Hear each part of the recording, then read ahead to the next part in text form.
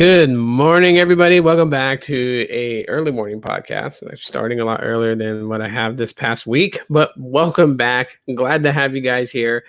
And so let's start off Friday just right. First off, shout out to channel members. Again, I'm gonna give you guys shout outs all the time. I appreciate you guys for being channel members. So really appreciate that. You guys are awesome. Also, in fact, that the second channel, just being a small channel or whatever, if you want to help out with production and things for the second channel, there you guys go. Link right there to the PayPal. That will go towards building out the second channel and doing more with that. Anyways, yeah, so good morning, Tech for Your Needs. Good morning, sir. How you doing today? We are going to be talking about Visible. Okay, I'm going to give you an entire rundown, the good, the bad, the ugly of Visible, things that I think that people really got to take in consideration when looking at Visible and approaching Visible in that way. So we'll be talking about that. We're going to be talking about YouTube Shorts, a little bit more in depth about it. And we are also going to discuss speed testing. Why are speed tests popping up out of the woodwork over the last year? What's the whole purpose of it? On a side note, on social media, some of you guys who follow me on social media may have noticed, like I geeked out and showed like the comic books and stuff like that from a comic book store that I visited when I had my time in Vegas. The other thing I didn't show you guys was this really awesome Spawn t-shirt that they printed. It's their shirt. They printed up these shirts and they have them for sale there. And I had to pick up one for Spawn. I thought the shirt was pretty badass. So big shout out to them. So without further ado, let's just kind of dive right into Visible. I got Nerd Vision ready. So we will go ahead and just kind of have that pop up here. But Visible Wireless, I mean, I'll give the rundown of what it is for those people who still probably don't even know about it. Hey, how's it going on, man? How's it going, Red Rum? Awesome to have you here. So working with two laptops has made it a lot easier. I really like this setup. Anyways, Nerd Vision is up right now. There you guys have it. There's Visible's website right there for you guys. Now, let me just kind of give the rundown of what Visible is, okay? I know most of you guys know it. Most of the people who follow my channel, who watch my videos, they know what Visible is. But, just in case somebody else who's never seen my show comes on here and decides to, give me a chance and watch, let me explain what Visible is. Visible is an MVNO product of Verizon. Notice how I said product of, and that is because Verizon does own Visible. So Visible is owned by Verizon, and a lot of people were a lot confused in the fact of like, why does Verizon have this thing called Visible, and then they also have Verizon prepaid? They're almost starting to kind of sound like Sprint, where Sprint had Sprint prepaid, Virgin Mobile, and Boost Mobile. And to be quite honest, one of the things that was said in the SMT community when discussing Visible was that more than likely Visible was like a beta test to kind of see how Verizon really would handle things without having access to 3G, because that is one of the things that you have to consider if you're going to sign up with Visible Wireless. And that is that there is no backdrop in case LTE is non-existent in the area that you're at. It solely depends on LTE, and they just opened up for 5G not long ago, but there is no backdrop to 3G. So if you're in a place that has no 5G connection, no LTE connection, you have no connection. And so a lot of people felt like that was Verizon's way of beta testing this, was by having an MVNO that strictly depended on LTE. And so therefore, we have Visible. Now, one of the most quintessential things about Visible is the fact that there is no stores. Now, this later on, I'm going to discuss about, the good, the bad, and the ugly. We'll get into that. But for Visible, saying that they don't have physical stores and in-store employees means that they can save and put money towards the network, towards these different things that they offer, because they're not spending on a monthly rent, they're not spending on a monthly electricity, they're not spending on a bi-weekly payroll. So a lot of that would go towards that would elevate pricing for Visible service, allows them to maintain a low pricing, as basic pricing with Visible without any of their features to reduce the price. Just the basic pricing for Visible is $40 a month. So $40 flat rate, unlimited talk, text, and data.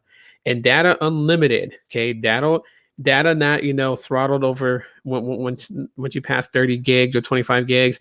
It's not deprioritized when you pass 30 or 25 or 30 gigs. It's just unlimited. It used to be data capped, but it no longer is currently at this point being data capped. It is for 5G. We'll get into that a little bit later. So yeah, Visible is a clear cut, no bullshit, no hidden stuff type mobile service. That if you wanted to save on a phone bill and want access to Verizon's network, which Verizon's network seems to be good in just most places, this would probably be a popular option. Just $40 flat rate. Now, you can reduce what you're paying per month for that line of Visible by opting into any one of their savings plans that they have. And I don't mean like plans like, there's different types of plans. Good morning, Gene. What up, good sir? Glad to have you here this morning. What I mean by that is that they have two ways to save. Okay, the first way is by joining what they call Party Pay, and Party Pay, just a real synopsis, quick synopsis of it, is literally just Visible customers grouping together in a group to get initial savings. Now you can only get the savings off having an additional 3 people along with you in the group. So that reduces your bill by $5. So you can cut $15 off your bill, making your bill $25 a month. But there is no limitations of how many people can be in the group. So to make sure that your $25 pricing is going to stay $25 without any type of side blind or whatever, you could have 50 people on a Party Pay group, and everyone's bill will be $25 a month. And if one person decides to port out and go to a different provider, you don't have to worry about it going up from 25 to $30. You still be at 25 because there's a good amount of people on there. As long as there's 4 people at least in the Party Pay group, you will have the discounted price of $25. So as you can see, for each person you add up to 4 people, it's $5 off. That is one way you can save and drop your plan from $40 to $25. Another thing is that if you use their new referral program, initially what happens with that is that by using your referral program, you can cut your bill down to just $5 a month. So you can refer up to 12 people, which will basically give you 1 year of service at $5 a month.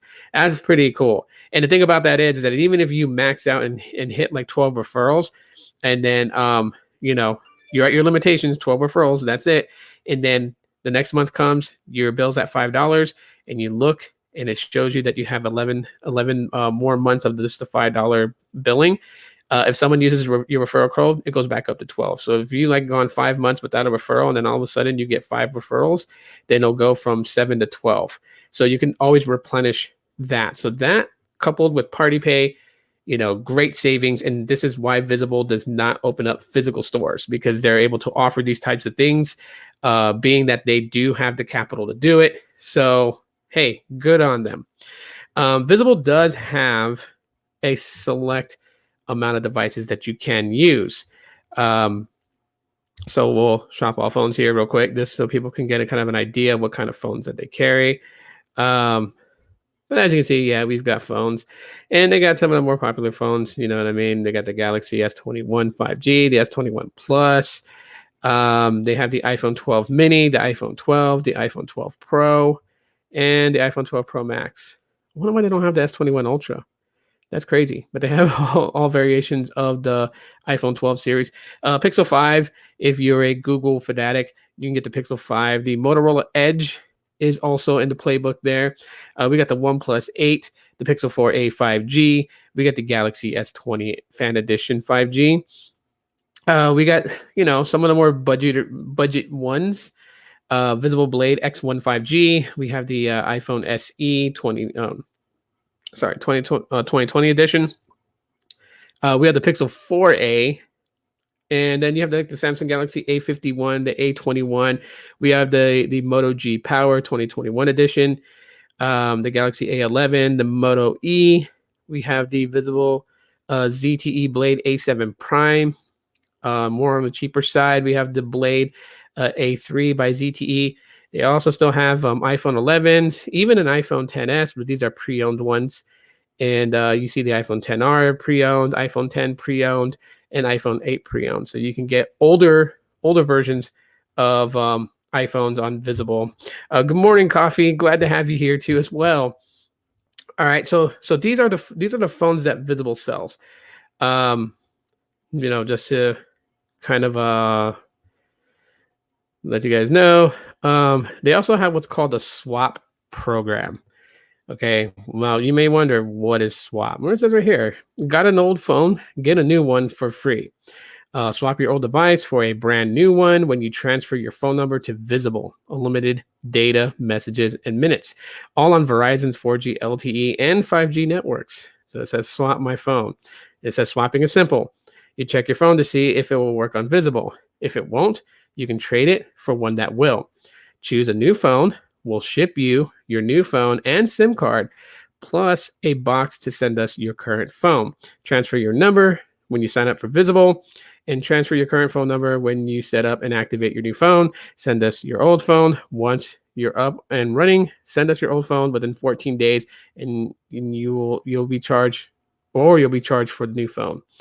So it's very simple as that. Just basically, you give them your old phone. Now, for what I remember from this, there were specific ones that were considered swap.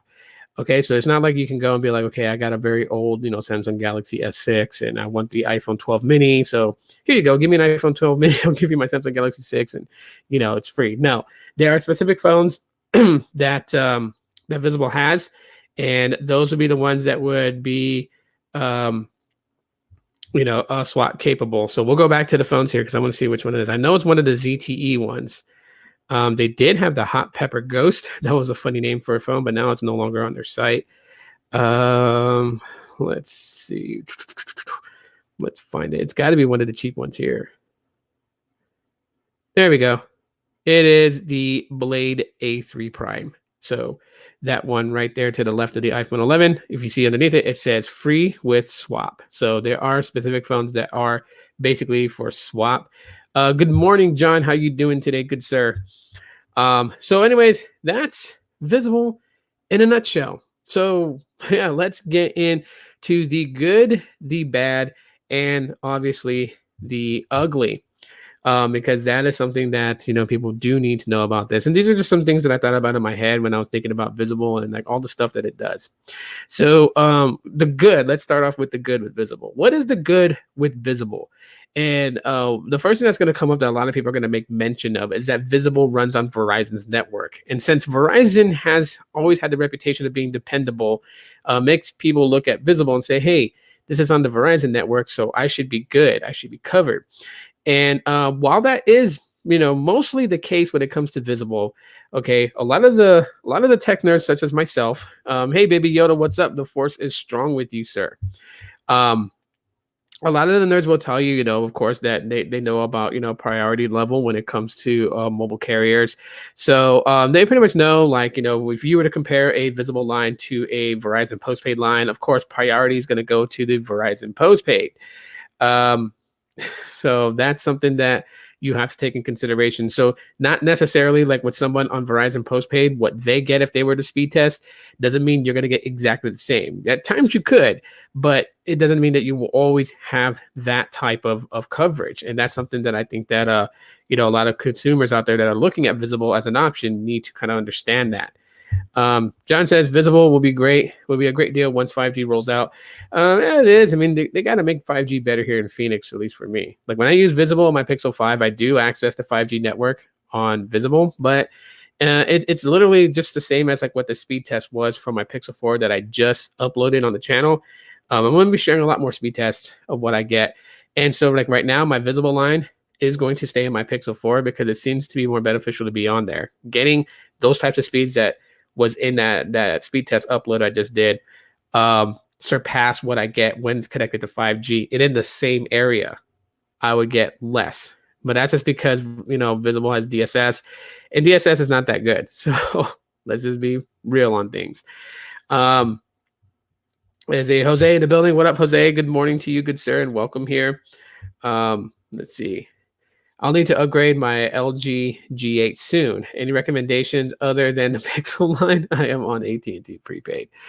Well, first of all, I'll tell you this much: you have an LG G8, so no matter whatever happens, hold on to that thing because that thing is going to be a relic. And for the fact that LG's mobile division is shutting down, so they're not making any phones anymore. So to have an LG G8, that's like for nostalgic reasons, put it in like one of those glass frame boxes you can hang on the wall.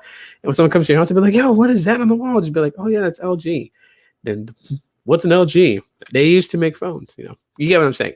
Recommendations as far as like non-pixel. And to be honest with you, if from my point of view, if I had to go with something that was non-pixel on Android side, I would probably opt for a OnePlus device. Not so much the new OnePlus 9s. I'm kind of sad about the direction that OnePlus went with that. And obviously, they can't call themselves the flagship killer.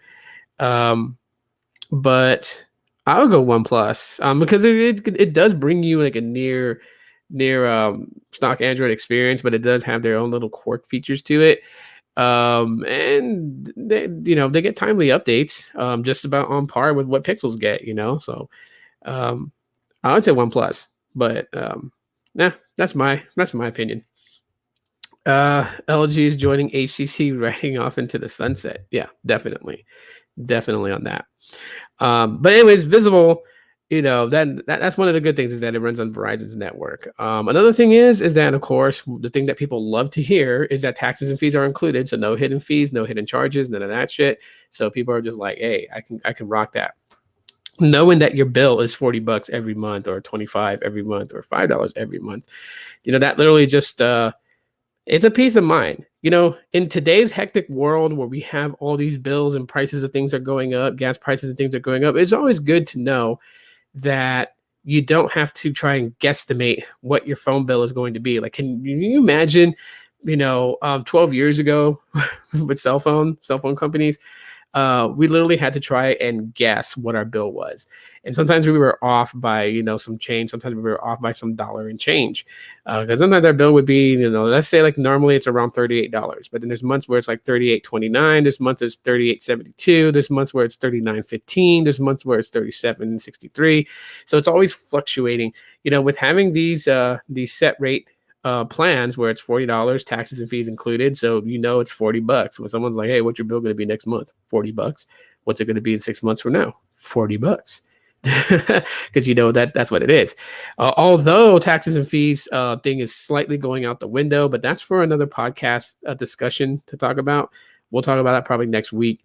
But yeah, so flat rate cost for the plan is actually pretty good. So, I mean, those are some of the good things about Visible, in my opinion.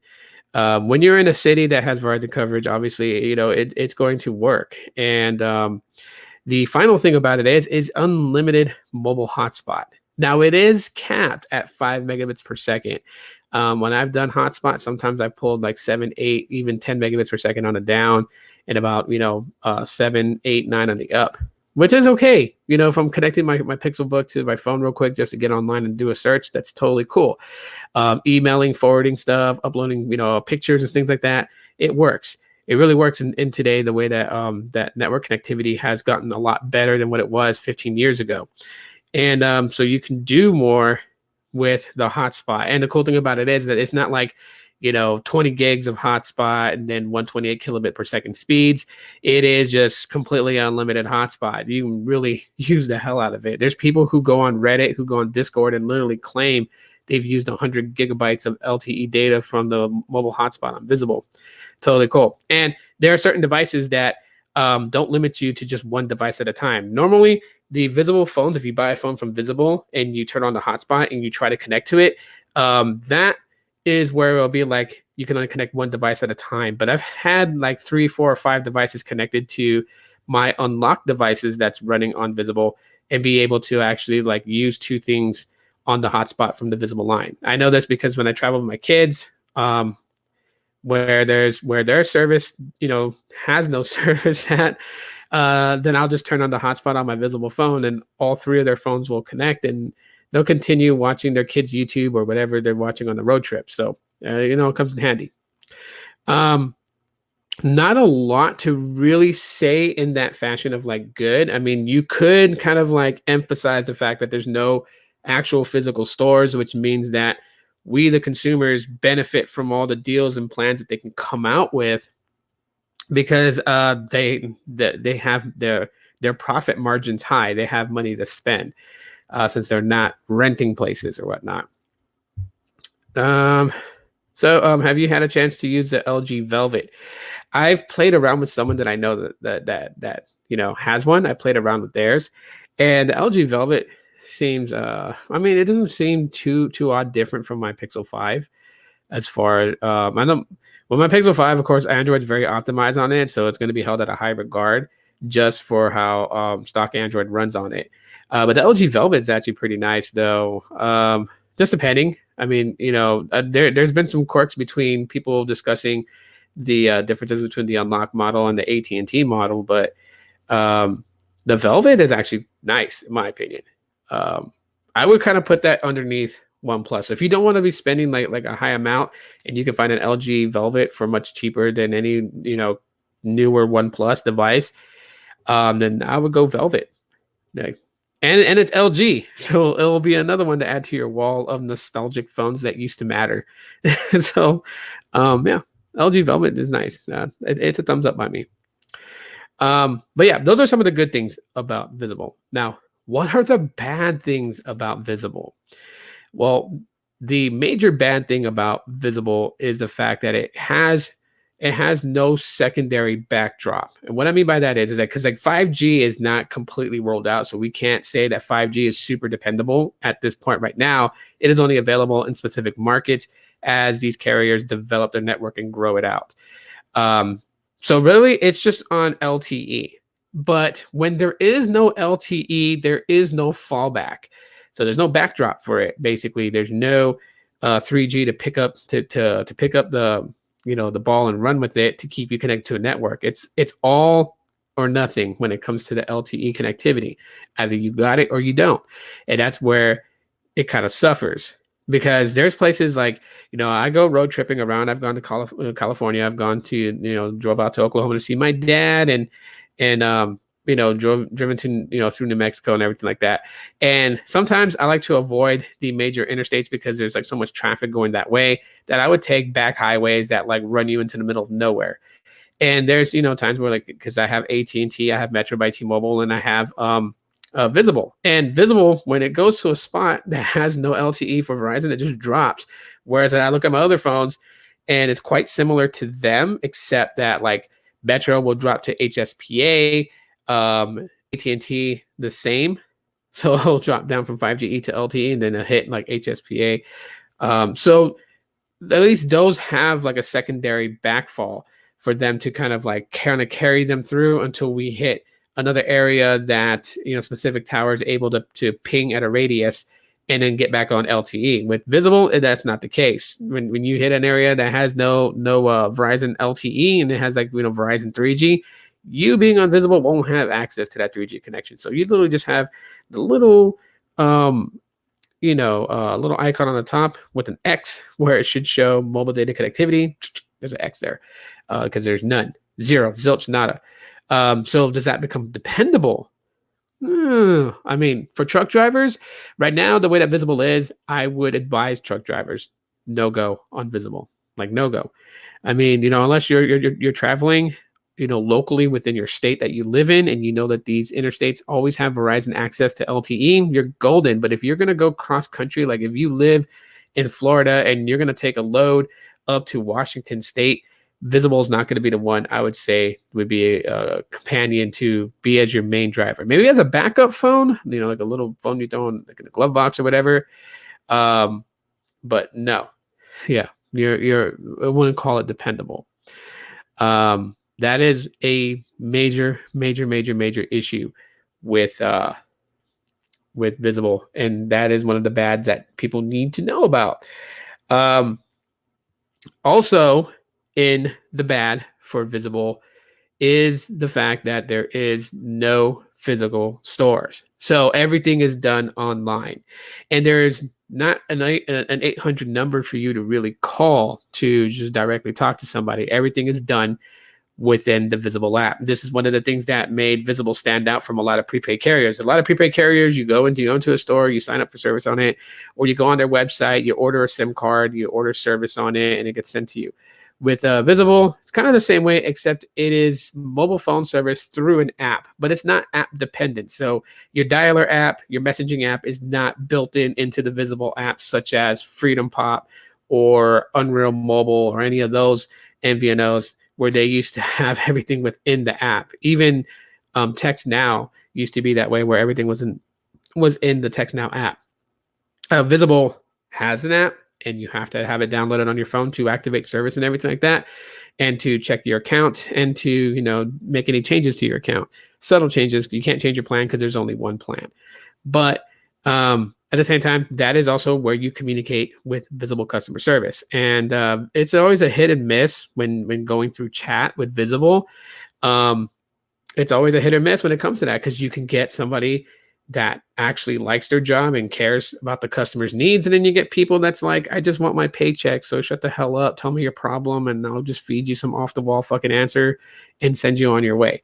Because there was a time where Visible had a very bad reputation. About a year and a half ago, I remember a lot of the Visible videos I was doing, I was getting feedback from customers that was like watching my YouTube videos and then commenting, talking about how they hated Visible. They tried to get a phone activated on Visible. They got the SIM card. They plopped it in. They downloaded the app on Wi-Fi. They signed in. They wanted to get it, they wanted to get everything going. And then all of a sudden, like, their phone wouldn't work. And they would keep consistently contacting Visible Care. And they were given, basic statements from the company. And nobody could figure out why the phone wouldn't activate or why the service wouldn't go live on that phone. And people were just like, yo, it's been like 7 days and I still haven't had service. What the hell? I'm paying $40 and I'm not even getting anything. Give me credit. Give me this. Give me that. Eventually, just people just took to the internet just to really, really bitch and complain about Visible. And with good reason, because if I signed up for service with Visible and I wasn't getting any service at all whatsoever because there was some shit wrong with the activation, literally I would be complaining too, unless I had access to Vision, which is Vision is Visible's backbone to their actual system that they use. I used to work for Verizon at a call center, so I know what they use. And Vision, you can actually go in and see what's going on with the line activation, and even like forcefully push that activation to complete. That's what Verizon uses. But anyways, I don't, but people don't have access to Vision. Otherwise, everyone would be governing their own Verizon account. John says a lot of people have had issues with porting their number to Visible. Yeah, that was the next thing I was going to get into was porting. See, about a year and a half ago, it was just literally signing up and using an unlocked device that was said to be compatible with Visible. Next thing is porting issues, which still happens today. There are people who are still reporting that when they follow the prompts, the steps to do the port, it tends to fail, and then they're stuck waiting.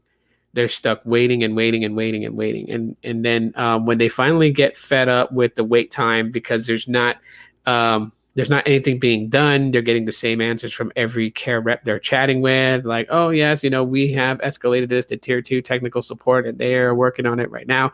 People get tired. They don't want to wait. So then where did they go? But then some of them couldn't even, just cancel the port and port out because the port had already gone through from their previous carrier side. And so it's like stuck in this limbo. You can't get the number back. And that pisses a lot of people off because there's people who have had the same mobile number for like 6 years. And the last thing they wanted to do was to port to a company that they thought would have been more beneficial on them as far as financial situations go, only to lose their number to this issue when porting. So Gene says, no problem with me porting. Yes. But there are people, Gene, that have ported and had problems, right? Our experiences don't account for the experiences of everybody else. But yeah, luckily you didn't have any problems either. And luckily, My lady didn't have any problems when she ported her number um, from Google Fi over to Visible. Now, one of the saddest things that I've experienced here, and like it's kind of different because like Jose has said on Twitter and whatnot that he's ported a Visible number over to Metro and everything went fine. Initially, when I tried to do it here, setting up my lady's Metro line on my Metro account to get the Nord N10 5G for free. When we was doing that, they had a hard time. Actually, they never completed it. They had a hard time doing it because they weren't able. Like it says in their system that the number that she had from Visible was not recognized to be ported. So that was like, that sucks, But then they did something where they ran my credit, and I still got the phone anyways. But it wasn't, like we didn't port her number over from Visible. So her number, her main number that she uses at her job, and her bosses and other vendors that she does business with for her job. They have that number, so it's still on Visible. So she got an entirely new number on Metro. But I mean, that's part of the downside is that Visible is not not widely recognized by a lot of cities and states. So like Metro by T-Mobile knows about Visible, but a Metro by T-Mobile store in Podunk, Yakima, Washington is not going to know what Visible is, the clerks in the store and stuff like that. And so when they're doing things, they may not know that there's a specific way how to handle porting a number over from a company such as Visible versus porting a number over from Verizon prepaid. It could be considerably different just because the way that Visible is. Shout out to Kevin Bacon there, who's now doing the advertisement for Visible. Let me know if you guys have seen the ads on TV. Because we've been seeing the ads on TV. At certain places, like when we went to a restaurant, we ate, they had TVs up playing a TV channel, and then Kevin Bacon's commercial for Visible pops up, and it's so funny just to see Kevin Bacon and Visible working together. It's like the same thing like with Mint Mobile and Ryan Reynolds, who is now owner of Mint Mobile, which is pretty awesome. I've never seen an actor, one of my favorite actors, actually step into the realm of mobile technology and mobile carrier service and own an actual mobile carrier. But that's actually pretty cool though. But anyways, yeah, so those are some of the bads when it comes to Visible. Basically, just trying to get help, because you could even go on Twitter and tweet or DM at Visible Care, and it's the same as if you're going on the Visible app and chatting with somebody. It's just that person specifically dedicated to running the Twitter account, and so they're going to be doing the same thing that Visible Care within the Visible app is doing. It's no different at all whatsoever. So with that being said, those are some of the things that you have to understand that these things are going to happen. Now, does it mean that Visible is the only one that's ever had these types of issues? No, they're not. Sprint has had these issues. T-Mobile has had these types of issues. AT&T has had these types of issues. Their prepaids have had these types of issues. This is just something that happens with every carrier. It's just, you happen to be that 1 in 10,000 customer that ended up getting a port issue problem, as it happens.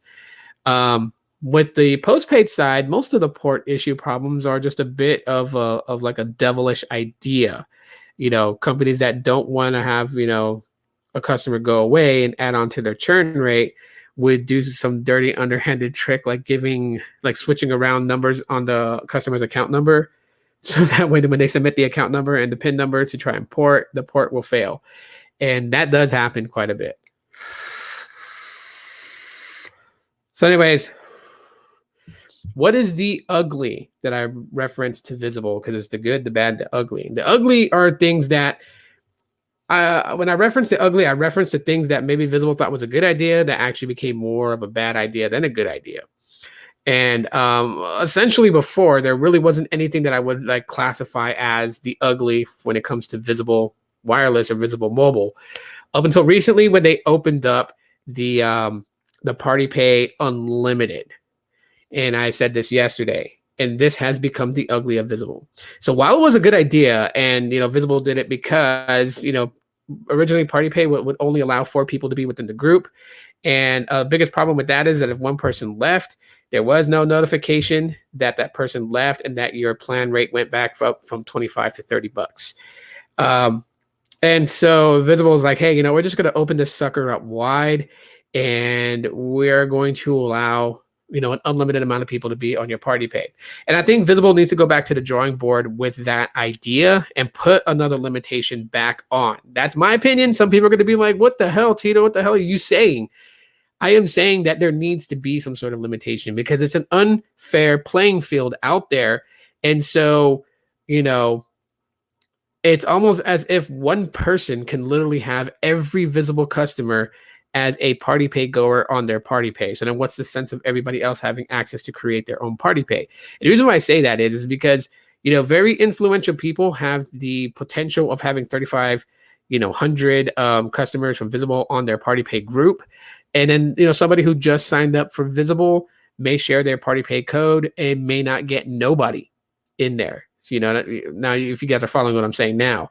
So, and that becomes a hindrance to the, to those people who come in because, some people they'll watch a YouTube video, like say mine, and they'll see like, okay, he's talking about Visible and, he likes Visible. Oh, look, he's got a party pay thing for me to join. So when I sign up, I'll just join his party pay, and that's what I'm talking about, the unfair advantage that, like someone like me would have over just, a regular customer who doesn't do YouTube, doesn't do Twitter like that. They're just the average Joe, the average Jane, and they create, they sign up for Visible and then they see like, oh yeah, I can create a party pay. So they create a party pay and then they go on social media to share their party pay link. And what are the odds chances that they're going to get that thing filled up in one day? Hardly. Yes, I know Lawrence has this thing where he gets everybody's party pay that he knows and he just like horror shares the hell out of that thing. That he'll fill up your party pay before the day's done. I know Lawrence has that gifted ability of doing that, but not everybody is Lawrence. And so, yeah, it's an unfair battlefield at that point. So I do feel like that some sort of limitations has to be back on. But the way that I'm going to say it as is like, if you have to have 4 people on your Visible party pay to get to get your bill down to $25 a month, then I think that a fair way to cap it is to have it at 20 people. 20 people limitation in party pay, because you'll have 4 people in there already. That gives everybody in the party pay group a $25 bill. And if you're worried about someone dropping off, it's still not going to affect, because if you lose one person, you have 19 people still. That means there's still 4 people to keep that 25 pricing. And, there's 15 other people that are still on your party pay. So, 20 people is, I think, a good amount to keep it in the safety of people not being blindsided by somebody leaving the party pay, affecting everybody's pay rate. 20 people. Okay. Having it an unlimited amount, that's just not cool. You're not allowing people to, have a better footing. I know someone could be like, well, if they can't get nobody on their party pay, well, they could just join somebody's party pay. But people think differently. We're not all the same mindless robots. Okay. We're not all programmed to think and feel the same way. And some people won't feel comfortable joining into a group. They would rather start their own group and allow people to join them. And while that does seem like, a little like odd to be complaining and bitching about things like that, I'm not here to, to figure people's brains and try to get them to be understanding to one way. That's not what I'm here for. And I don't think anyone really should be doing that. I really think people shouldn't even give a fuck about what other people think and worry about what they do. So that's just me. Side note, hashtag ADHD, because I always tend to do that. But anyways, yeah, so I do feel like there should be some sort of limitations on Visible's party pay. That is the ugly about it. That's what really kind of tarnishes them, because if some people join Visible and they don't join somebody's party pay and they've created their own party pay group and nobody signs up with, like adds themselves to it because they're busy watching, various YouTubers who talk about Visible and have a party pay group, and they join those people's party pay group, or, Kevin Bacon's like, I got party pay. And then some people are like, oh, wow, I feel like I'm going to be much closer to Kevin Bacon if I join his party pay. Because, yes, there are people that are like that far freaking out there to think that just because they joined Kevin Bacon's party pay, that all of a sudden they're part of an elite group of people just because he's a Hollywood actor that they think they just got like that. And no, it'd be far from it. I mean, just imagine if somebody what's an artist from today that's pretty much known out there. Oh, I'll use this person even though she's annoying. Let's say Cardi B got visible and then she tweeted, "Hi, I have visible and this is my party page." You know how many people would just literally jump on her party page just to say, "I'm on Cardi B's party page"? Like, yeah, it's ridiculous. So you have influencers, you have actors and musicians, and people will definitely try to join them than just join a random person who just joined visible. So that's where it becomes ugly. It kind of hurts the business because the business had great intentions. The business was like, yes, everyone's going to have a $25 bill because they're going to group together, and then when they see this, they're going to be like, wait a minute, this is not what we intended. And that's why it's called the ugly, because it was never intended to be that way. But that is the ugly of visible right now. Another thing that's ugly of visible is the fact that there is no physical stores. There is no physical person to talk to. There is through the app and chatting, but you can't pick up a phone and call 188 we love visible. That's again, remember, call now to get that special deal. 1-888 we love visible. You can't do anything like that. Everything is done through chat. There's no physical store to go to. So if your phone broke, you can't go in and get, let's say your phone is in an area that's known to have connection on Verizon and your visible line has connected in that area. But then all of a sudden one day you wake up and then all of a sudden there's no service on your phone. And it's been like that for 2 days, because 2 days is a long time for people today to be away from their phone, but non-active phone. So there's no store you could just walk into and have somebody inspect your phone to see if it's defective or anything like that. Because if you got it from Visible, then yeah, you would be able to have them take care of it. Visible has actually been pretty good about that. So there's no actual physical place for you to go to get help. Everything is done online. And that means that if you have to get a replacement or you have to have your phone sent in to be inspected, you're going to have to send it, which means you're going to be without a phone a lot longer than if you had to go into a store and the guy was like, okay, yeah, we're going to check this phone now. It's probably going to take us about we've got so many phones to look at, about 2.5 hours. Come back and we'll have some information for you and see where we go from there. Okay, I'll be back in 2.5 hours. 2.5 hours of without Facebook versus 2 weeks without Facebook. I mean, that's ugly. That's a bad situation there. So, I mean, that's where, something that they felt was a good idea also kind of turned back on them.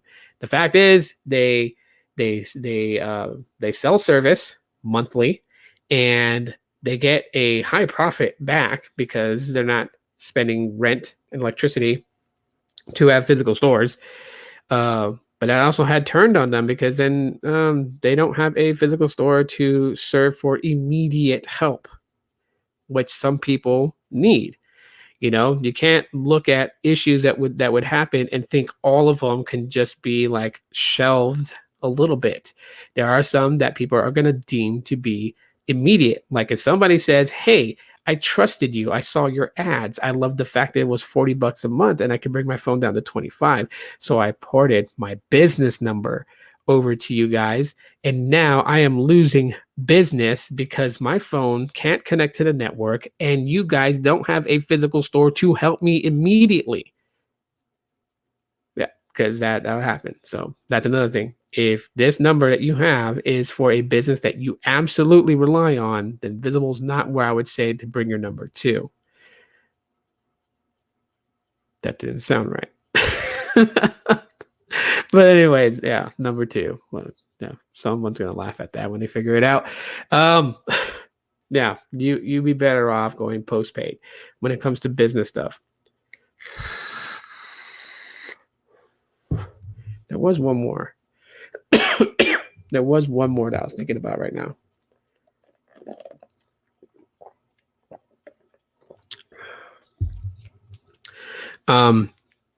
So anyways, yeah, that's Visible. Let's just kind of bring that down when it comes to Visible. So those are the uglies with Visible. Those literally are the uglies. That's what people are going to deal with. That's something that Visible thought was going to be a good idea and didn't really become a good idea. No, so those are some of the things you really got to consider. So hopefully I explained that well when it comes to Visible. To finally close out the Visible topic, let me just say this. I know lately the homies have been all on Total Wireless, and Total Wireless is actually pretty solid. I don't have service with it. I haven't used it, but I'm hearing a lot of good things about it. One of the main things I hear that's good about it is the fact that even though that it's an MVNO prepaid, it has the priority level of postpaid Verizon accounts. And so that's always a good thing to be able to have prepaid and be able to have that same priority level of network access as the postpaid customers do. So that's always a good thing. Will I close out Visible for Total Wireless? To be honest, I really don't have major issues with Visible enough for me to say it's going to be tossed away. I mean, I have an AT&T line from Carlos, okay, that just serves me very well in the city of Phoenix. And then I have Metro by T-Mobile that's also giving me service in Phoenix pretty good. I would be beyond, with AT&T compared to Metro.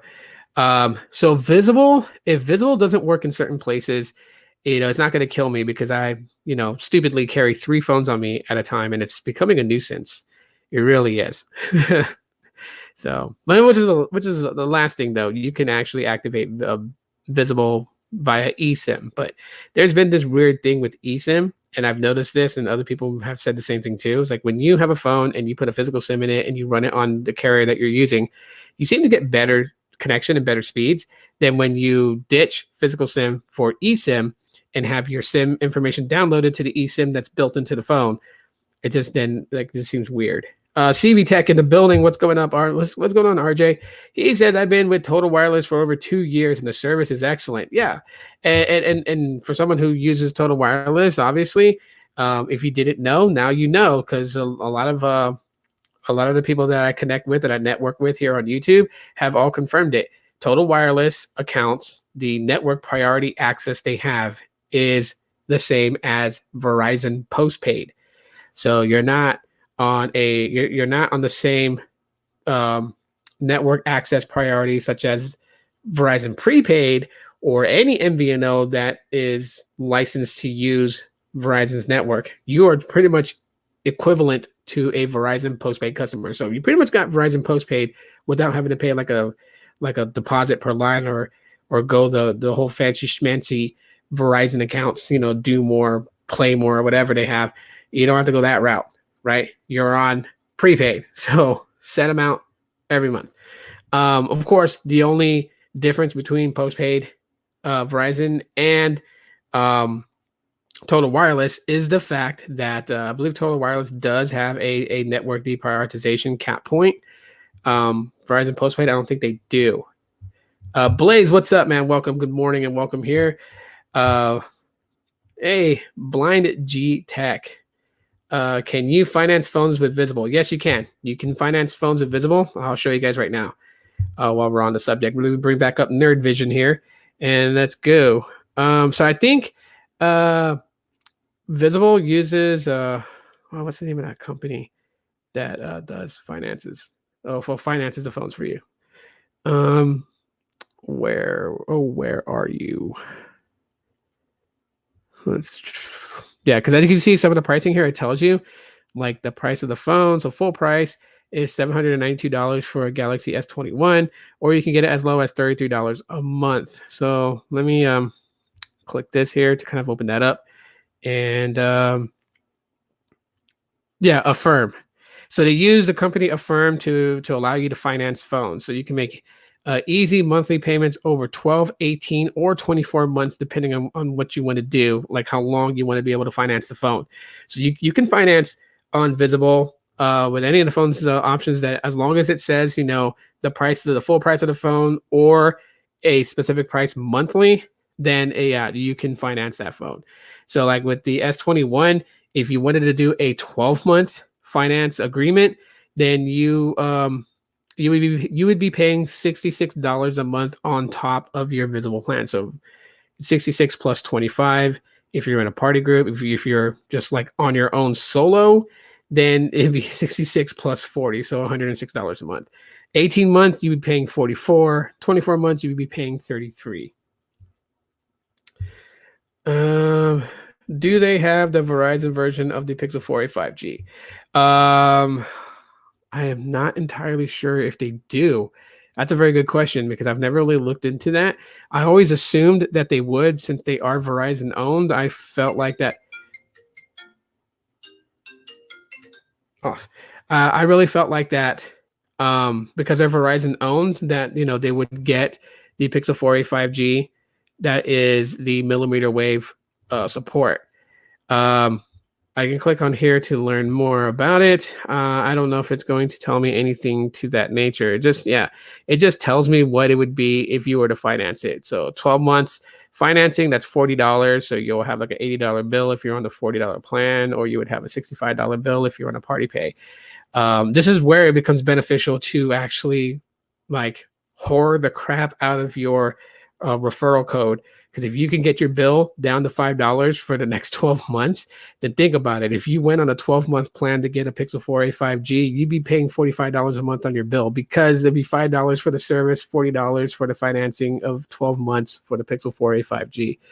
But I would assume that this is the Verizon variant that has millimeter wave access. Just for that very reason, that there are people that are saying that they can access millimeter wave. I don't know how true that is, that they're able to access millimeter wave with Pixel 4a 5G on visible. I gotta look more into that. But for right now, I'm gonna say that I believe it at 90% that is a Verizon model, so it has millimeter wave access versus the other Pixel 4a 5G, which is the $100 cheaper one, and that one only has sub-6 access. So, okay, let's kind of shift tracks here. So let me kind of just bring down Nerd Vision, and we'll talk about YouTube Shorts. That just sounds so weird. Can you imagine somebody literally taking that to a different angle and being like, "Oh yeah, you're doing YouTube Shorts." Like they're probably thinking that you're making custom apparel that says YouTube on it, like, and that they're shorts, like shorts you wear, your bottoms and stuff like that. I feel like that's what they're literally going to do, because it just sounds so weird. They could have done something else. They could have named it something else than YouTube Shorts. Now, what are YouTube Shorts? Basically, they're short clips. They are short clips that is under 60 seconds, and it's just taking YouTube. It's becoming a YouTube sensation, but there are some flaws in this that I feel like that this is where those people who are getting absolutely excited for YouTube Shorts, this is where it's going to fall flat on their face, literally. And I was thinking about this the other day, and I didn't talk about it the other day when I was talking about YouTube Shorts, and that's the reason why I'm bringing it back up for this discussion. Is that YouTube Shorts? It's supposed to compete against TikTok. It's supposed to compete against Instagram Reels. It's supposed to compete against Byte, even though hardly anyone knows what Byte is. Byte is the competitor to TikTok originally and is created by the creators of Vine. So that is their legacy. Byte is Vine 2.0. But anyways, so Shorts from YouTube is supposed to be that. It's supposed to compete on that level. But this is a question that I'm going to ask people who are just so gung-ho about YouTube Shorts, and they're like, yeah, I'm going to be famous on there because YouTube is like the spot, because it is. YouTube has a monopoly on the content creating game. It does. There's not another platform that can give you just about what YouTube gives you, and YouTube knows that. This is the reason why that they're not even being polite anymore about it, where they're screwing content creators over. Because yes, content creators always got dicked over when it came to YouTube, right? We were paid pennies on the dollar when it came to the advertisement revenue that we make on our videos, because YouTube takes a chunk. But YouTube used to screw us with Vaseline. Now it's not even like that. Now they're not even trying to make it comfortable to screw us over. They're just doing it. They're just going after it, and that's bad. So, anyways, YouTube Shorts, you know, people are like, I'm gonna be famous because I can do these things, and then I can do vlogs, and eventually, get following and stuff like that. That's cool. That's great, and that's whatever, whatnot. But there's something about TikTok. And there's something about Instagram Reels that I know YouTube is not going to do with this product that they are selling. And mind you, I know that YouTube knows this because there is no level of priority needed to have access to this feature. Like for content creators that are on YouTube, you guys know if you guys were wanting to do like the little story sharing thing like Snapchat on YouTube, right? You got to have over 10,000 subscribers and that'll unlock for you. If you wanted to be a YouTube partner, being able to open up an AdSense account so you can collect revenue that's from ads ran in your videos, you have to have 1,000 subscribers and 4,000 hours of watch time. And so with that being said, those things had a priority level you had to be in order to get those features. Now, people thought, well, YouTube Shorts is going to be similar to that. It's not. You can have 0 subscribers, 0 hours of watch time, non-YouTube partner, and you can still create YouTube Shorts. First of all, how do you make a YouTube Shorts? First of all, it has to be recorded in portrait mode, cannot be recorded in landscape. So you got to have that Instagram looking IGTV type video. Secondly, the video has to be 59 seconds and under. So it can't be over a minute, or it's not considered a YouTube short. It's considered a regular YouTube video. A lot of people, to make YouTube aware that their video they uploaded is intended to be a YouTube short, have put the hashtag shorts in the title of their videos because YouTube has to recognize it as being a video that's considered shorts in order for them to put that I guess you can say user interface that you can see on iOS on your video as a official YouTube short. So that's pretty much it. But here's the problem with YouTube Shorts. This is where YouTube Shorts falls flat on its ass. So people are going to come over and try to use this. They're going to try to launch themselves, right? Because if it doesn't work on one platform and you really have a passion and desire to do something, you're going to go through another platform and use that as a tool to launch you and hopefully get you out of that area and get you going, right? So if you don't work on TikTok, you might go to Byte. If you don't work on Byte, you're going to go to Instagram and do Instagram Reels. If that doesn't work, then you'll go to YouTube and use YouTube Shorts. But where YouTube falls flat on its face is the fact you can't use copyrighted material on YouTube. YouTube is very anal about using copyrighted material. You even have 10 seconds of copyrighted material and they will bar your thing. They will either block it in certain countries. They will of course demonetize it, so you can't even make your revenue on it when they're going to place ads in it anyways. That's the problem. Because when you go to TikTok, you hear all these songs that people use in their TikTok videos, right? And you hear them on the radio. So obviously these are not non-copyrighted music that you're adding on your 15, 30, or 60-second video on TikTok. These are music from today's most recognized artists that's played on the radio, or somebody, decided to make something that people are, kind of like getting into, right? Like for instance, like I watch TikTok, right? And they play that song, I think it's from Megan Thee Stallion. And what they do in the TikTok is the husband, the song will be playing, he'll be recording, and he'll have the camera kind of positioned on his wife, and his wife just starts twerking. And then all of a sudden the song kind of fade cuts into, a different song where the chorus of the song goes, and there you go, you can't make a wife out of a hoe. And but those are actual songs, because when I listen to the radio, I hear that song, both songs from Megan Thee Stallion and whoever sings that other one that they kind of blended together to do these TikTok reaction things.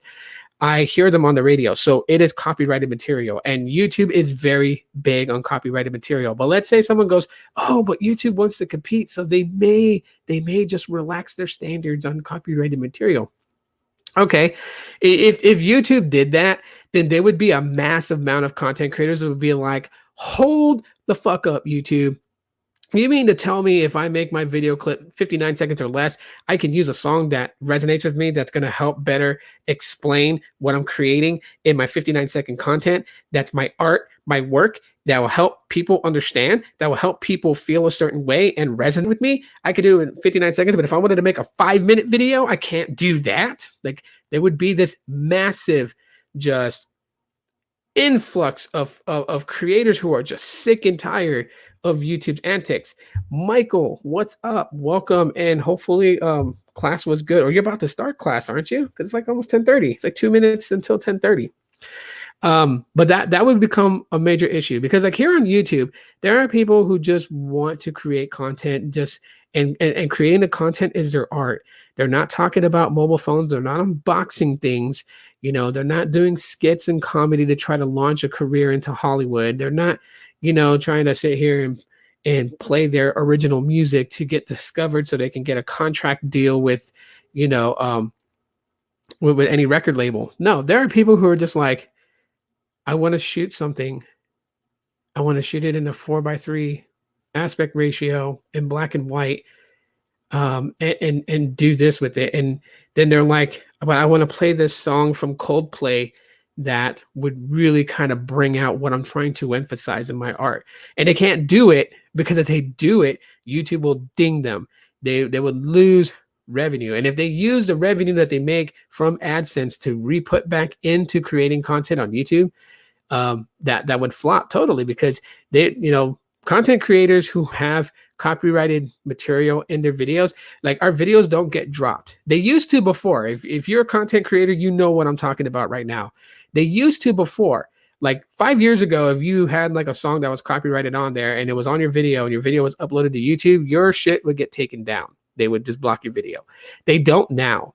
What they do now is that they'll tell you, oh yeah, your video has a copyright claim. This doesn't strike your channel, so your channel is safe. However, the video will be up for view, and the revenue earned by ads will be given to the owner of said copyright material. So if you have like 10 seconds of a song from Red Hot Chili Peppers, and or like let's say like this live stream, let's say this live stream is like 1 hour and 2 minutes long already, and say 10 seconds within this whole 1 hour freaking live stream had a song play from Red Hot Chili Peppers, then any ad revenue that I make on this for my kids, I lose it.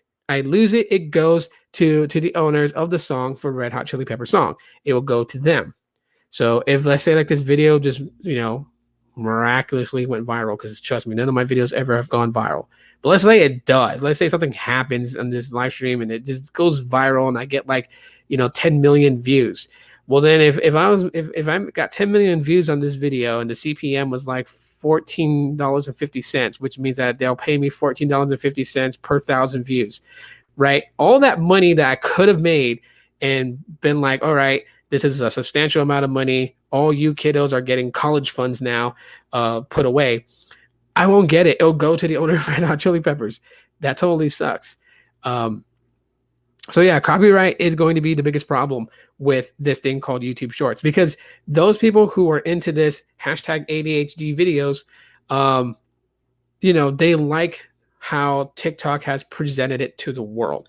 And like what? Wasn't TikTok known as Musical.ly before? Someone let me know in the comments, because I keep hearing that reference and I'm like, I remember Musical.ly where people would go on and they would lip sync to a song that's being played. Anyways, so that's the thing about TikTok. And Instagram kind of follows that, which is weird because if you were to upload a video on IGTV or even on your Instagram profile that has copyrighted material, they will block it. They will block it. No one will be able to see it unless it's okay for it to be played in the United States. Then it'll be blocked to every other country but the United States. So this means that if you're trying to be an Instagram influencer, all your stuff will literally just be only shown in the United States.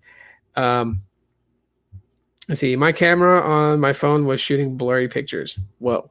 If you tried doing like a nice little wipe down on your camera lens on your phone, check that out. Also, make sure and look and see if like you'll have to put it under light to kind of see the camera sensor. But see if you turn on your camera, you put it under light, and you're tapping to focus. See if you see that the actual lens itself is shifting to focus. If you see it moving up and down. That was a weird hand gesture. I'm so sorry. I just thought about that right now. Like, someone's gonna probably like say some shit about that. Who knows? Anyways, yeah. So TikTok, basically, copyrighted material, not a problem on TikTok.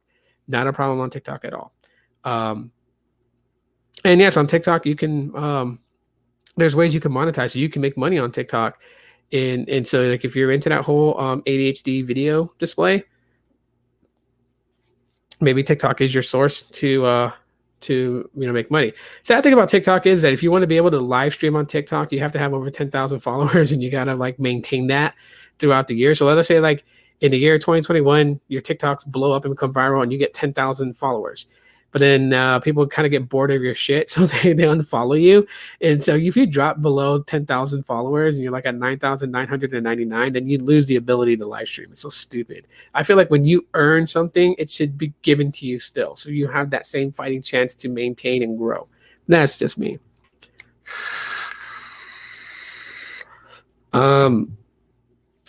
Yeah. So like that's the biggest problem that I see with YouTube Shorts, to be honest with everybody. That's the biggest problem that I see. Now, you could be a creator that doesn't need copyrighted music in your stuff to get views. Sneed. I know Sneed be doing them shorts. He has the Sneed shorts now, and he be doing them. And no, he doesn't need, the Oh No song playing and stuff. Like if he's gonna do speed test let's say he's speed testing T-Mobile home internet and it's gone down and it's like only doing like 1 megabit per second on the download and like 0.2 on the up. I know he's not gonna be into putting that Oh No song that you hear on TikTok a lot. But I mean, yeah, if you got it like that, then you're good. You're golden. See, some people will say that YouTube does this because they want to challenge the creator. Bullshit. Challenge the creator to do what? Because if I'm talking about mobile tech, what are you challenging me to do? Because some people think that the challenge in the mobile tech space of YouTube is to make your room glow like UFOs have entered your room as you're shooting a video live, to unbox a phone or talk about a phone or anything like that. Michael says, yesterday I went to Walmart to buy more food. So I also went to electronics and bought a new phone that runs on Android 10 Go. Wow.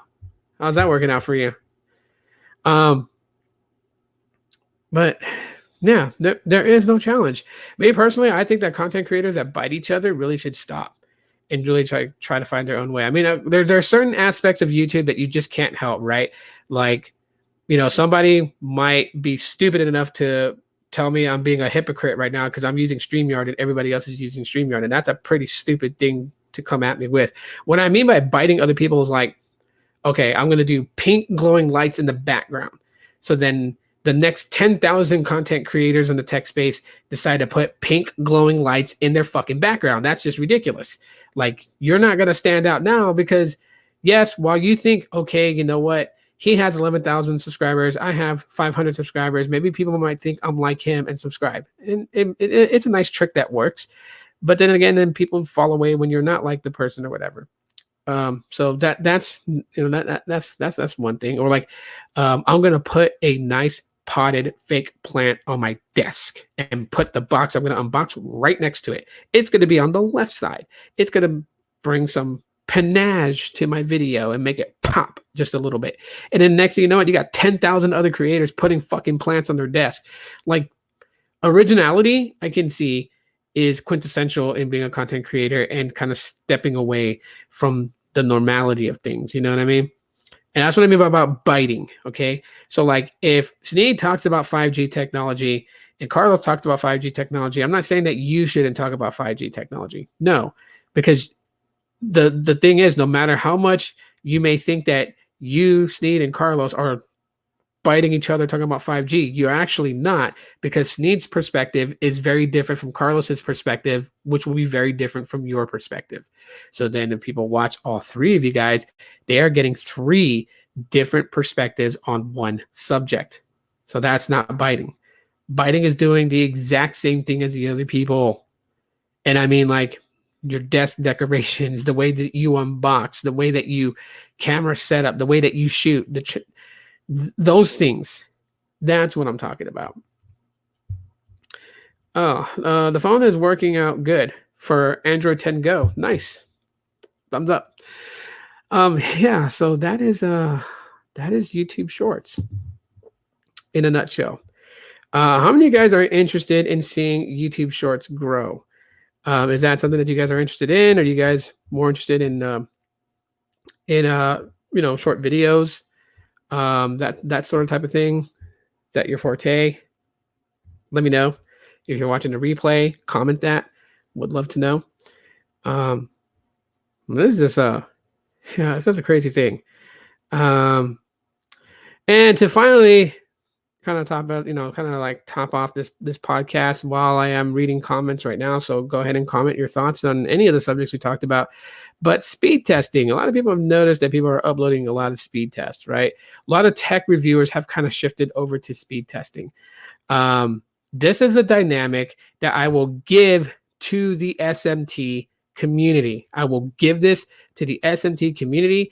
I don't care what anybody else says. Bigger YouTubers can suck my elephant's goat. I don't care. This phenomenon became something that was, really enrooted in mobile tech content creating on YouTube because of the SMT community. Because that's what a lot of what Carlos and Sneed and everybody were doing on Periscope. They were doing speed tests and all that other stuff. You know what I mean? So then now you're starting to see other content creators that have established themselves in for the last couple of years, have established a good amount of following on there, starting to do this. Okay. They're starting to do it because they know people are now interested in seeing speed tests. One of the people that's speed testing for the state of Hawaii, which means that it's going to be, all the islands you can travel to, except Niihau, because Niihau, you can't go there. You're not allowed access there. But on Kauai, on Oahu, on Molokai, on Maui, Lanai, the Big Island, yeah, he's gonna do it, and that's Lawrence. So if you're not subscribed to Lawrence, and subscribe to him, because if you want to know what type of connection you're gonna have if you do your oh so cliche fantastic getaway to the sandy white beaches of Hawaii, then he's gonna show you what kind of speeds you're gonna have on your smartphone, depending on what you're using. Mostly iPhones, because he has a lot of iPhones. But yeah, that's someone I would tell you to subscribe to. But a lot of people started to encompass that in. There are people who give said dues to the SMT community, and I really want the SMT community to know just how they have affected and impacted the mobile tech community here on YouTube. You guys are well recognized, and you know what? Shouts out to you guys. So if you are part of the SMT community, just know that there are content creators who know that you are, and it's a simple thing, a simple dead giveaway. And I was watching it on Stetson's live podcast, and at the very beginning of the podcast, Max goes in and his comment is, yeah, the famous line you hear from Carlos, from Sneed, from everybody, Jose, yeah. And Stetson was like, I know when there's people of the SMT community here, because when they say yeah, that's them.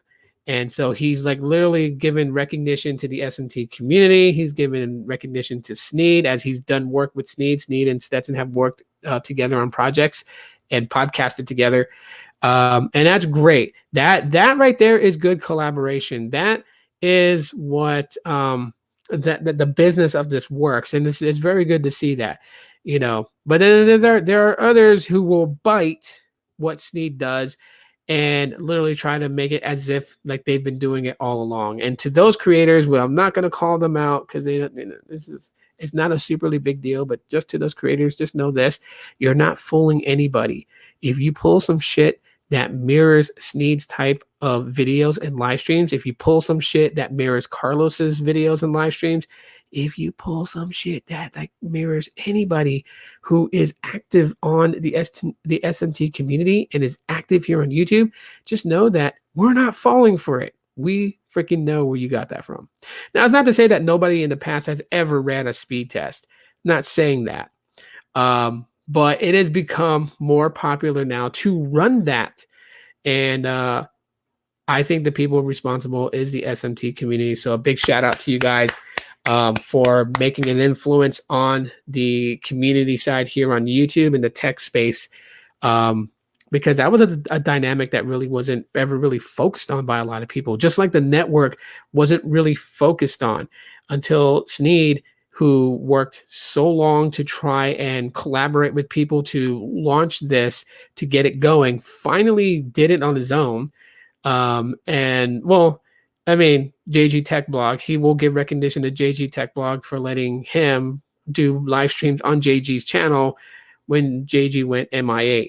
So, but now people are acknowledging the network and how big it plays on phones. Because before, all of us content creators that were mobile technology were doing the same shit. I got a phone here. I'm going to take the plastic off of it. I'm going to cut the seals. I'm going to unbox it. Here's the phone's front. Here's the phone's back. Here's the bottom of the phone. Here's the side of the phone. Here's the power button. Here's volume rockers. Put phone down. Here's booklets. Here's charging cable. Here's power brick. Here's stickers. Okay, here's a clear case if it came with one. All right, let's power the phone on. So this is the initial boot. This is what it looks like. It scrolls like this. It swipes like this. It opens apps like this. Here's the camera right here. Take a photo. Take a selfie. Do the, all those things were all the same.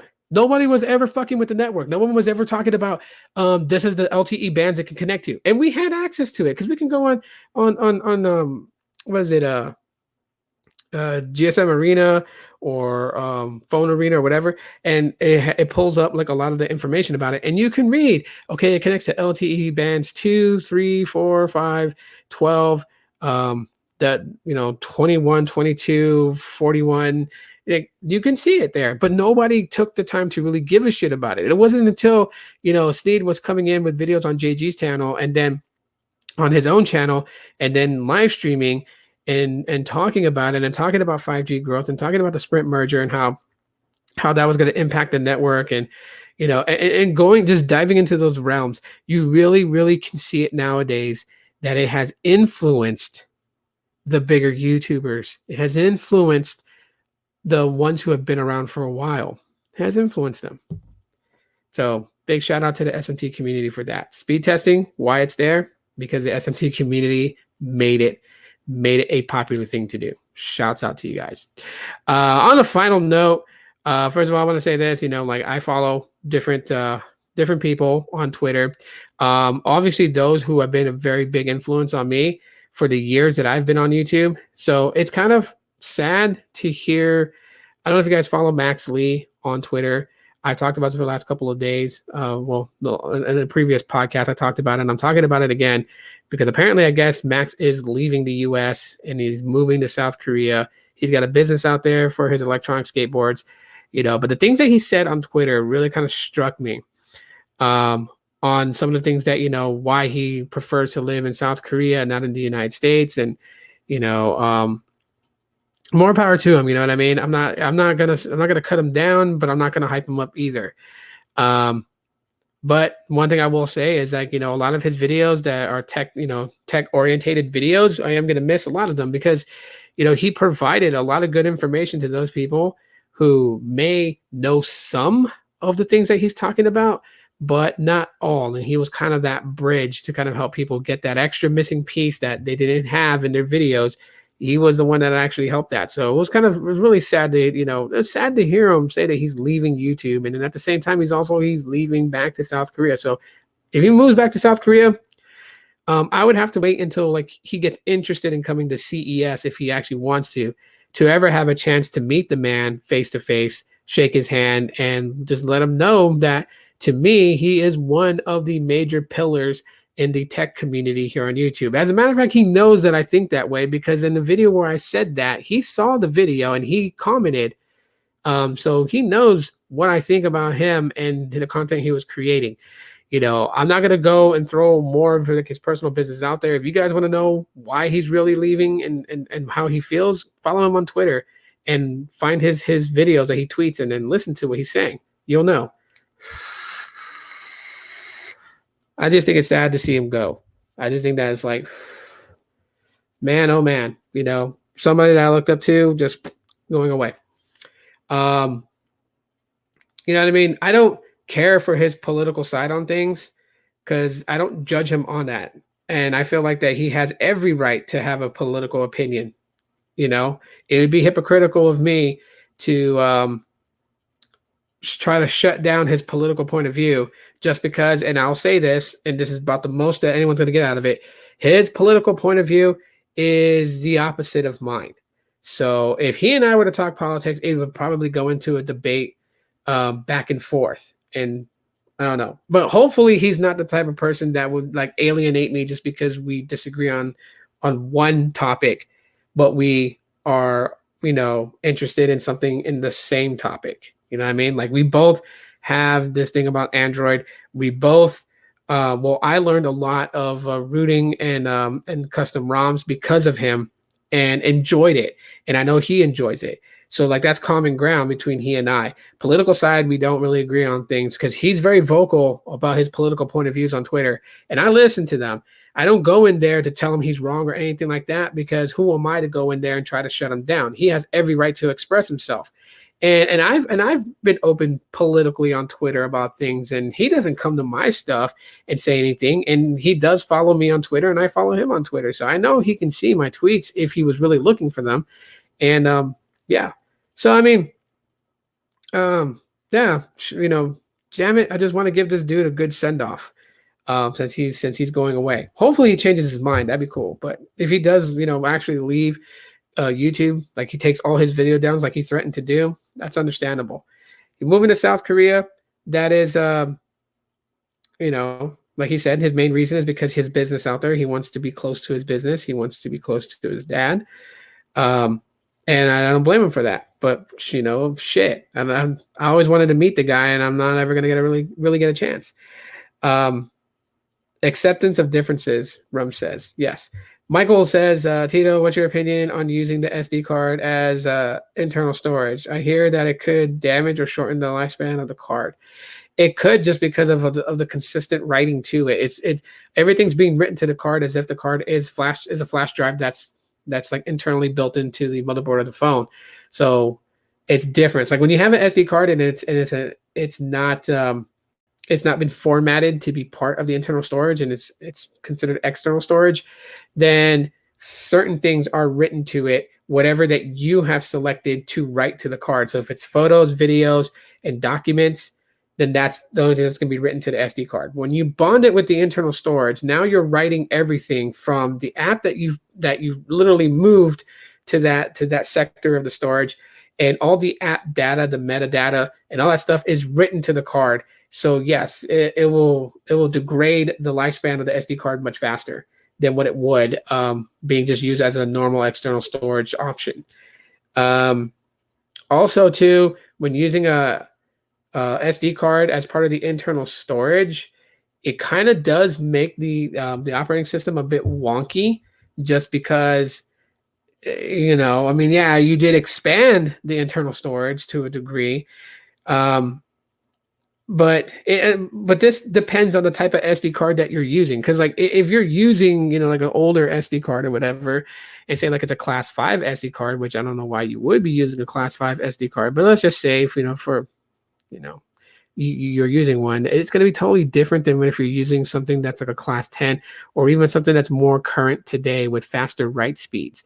Like, you know, there's certain SD cards today that have like a 40 megabit per second write speed, and then you go to a class 5 that maybe had like 500 kilobit per second write speed. Massive difference there. So yeah, if you're going to use it as an internal storage, yes, you might be spending some dollars, but it has to be within the realm of what the phone can read. So you got to go with the highest option on that. So if that's like a UHD class 10 card, then you got to go with that.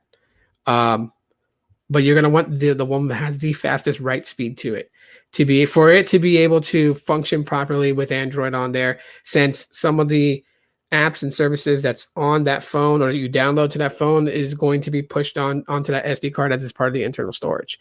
And so you want it to be able to write just as fast, or as close to as fast as it would for the regular flash drive. Yeah. The read and write speeds will suffer from variations. Yes, exactly. Okay. Anyways, guys, so that is it for Friday's podcast episode. Thank you guys so much for coming inside today and hanging out with me. Again, let me know what you guys think of the new setup and everything like that. Is the Nerd Vision setup any good? For me, it makes it easier for me to use 2 Chromebooks. And like I said, I'm not kidding with anyone. I am actually using 2 Chromebooks here. So, well, number 2, number 1.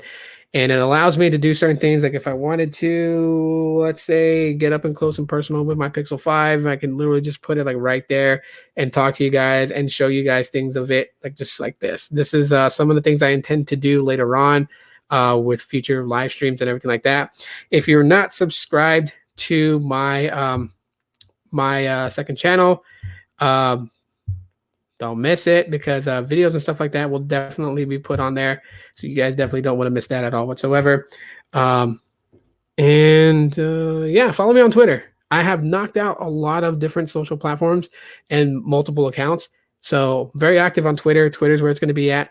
And I think tonight I will host a Twitter space, since I have that capability to do that, where I won't screen record it. It's not going to go up on YouTube or anywhere else. It's just going to be me, some of y'all, if y'all want to be there, and we're just going to have just talk like friends, just hanging out and just kicking it and just having a discussion. That is the whole idea of it. So if you guys want to be there, follow me on Twitter. Links in the description. You guys want to follow me on Twitter. And that is it for right now, guys. You guys have been awesome today. Thank you guys so much. Be safe this weekend. Love you guys very much. Love yourselves. Be proud of who you are. Be positive. Stay positive. And yeah, I'll see you back in the next one. The audio version will be up this evening of this podcast. Just letting everyone know. Okay. All right, guys. Take it easy. Peace. See you later.